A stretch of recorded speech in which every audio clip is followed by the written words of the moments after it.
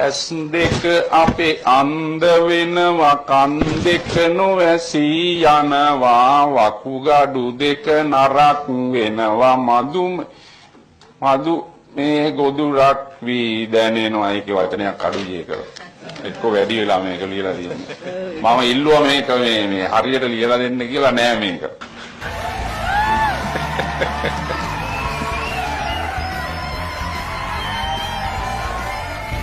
මොකක්ද වගේ නම? මෛත්‍රීපාල දිරිසේන. ඇස කීයද? දැන් 69යි.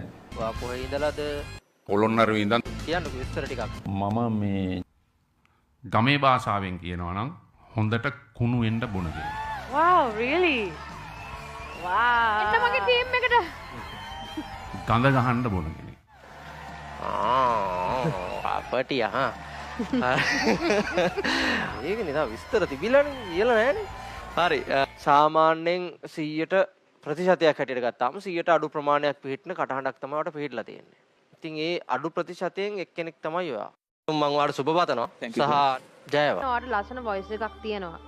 පොඩි දේවල් ටිකක් තියෙනවා. ඔයාගේ වොයිස් එක මම දන්නේ ඇයි ක්‍රැක් වුනේ කියලා. ෆ්ලූ එක හැදිලාද නැත්නම් මොන හරි ලෙඩක් හැදිලාද ඒ වගේ එකක්ද නැත්නම් මං හිතන්නේ වොයිස් එක චේන්ජ් වෙනවා. මං හිතන්නේ ඔයා එක්කෝ ඕවර් ප්‍රැක්ටිස් කරලා නින්ද මදි හොඳටම. කාටද? ආට. මට එහෙම කරා.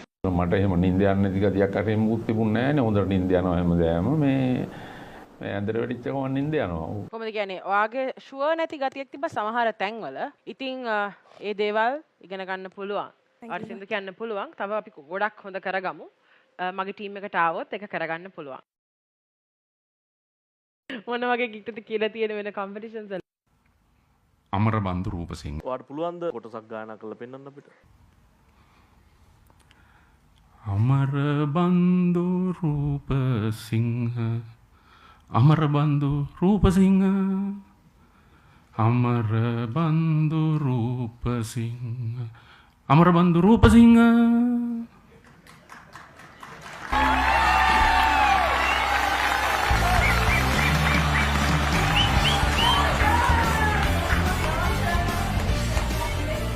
ස්තුතිවන්ත වෙනවා මේ මට ආරාධනා කිරීම ගැන